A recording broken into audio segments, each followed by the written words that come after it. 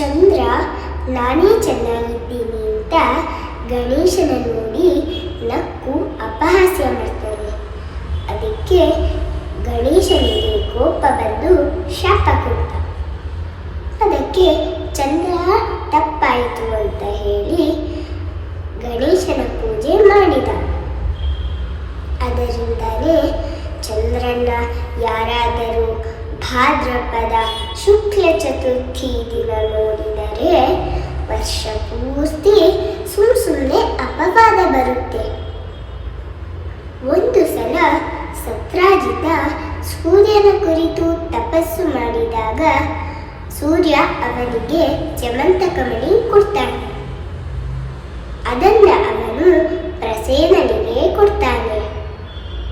ಒಮ್ಮೆ ಪ್ರಸೇನನು ಕಾಡಿಗೆ ಬೇಟೆಯಾಡಲು ಹೋದಾಗ ಅವನನ್ನ ಸಿಂಹವೊಂದು ಸಾಯಿಸಿ ಮಣಿನ ತೆಗೆದುಕೊಂಡಿತು.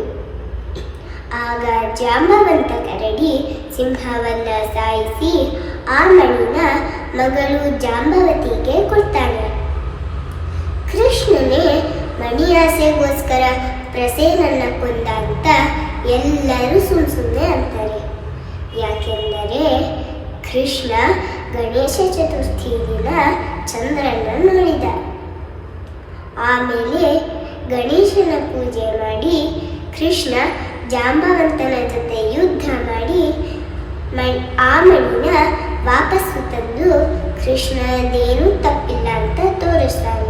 ಅದಕ್ಕೆ ಗಣೇಶ ಚತುರ್ಥಿ ದಿನ ಚಂದ್ರನ ನೋಡಿದರೆ ಈ ಕಥೆನ ಕೇಳಬೇಕು ಮತ್ತು ಈ ಸ್ತೋತ್ರವನ್ನು ಹೇಳಬೇಕು.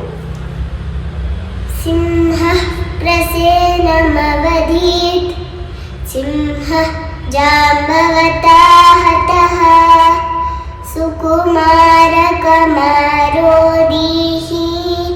ತವ ಹೇಷ ಸ್ಯಮಂತಕಃ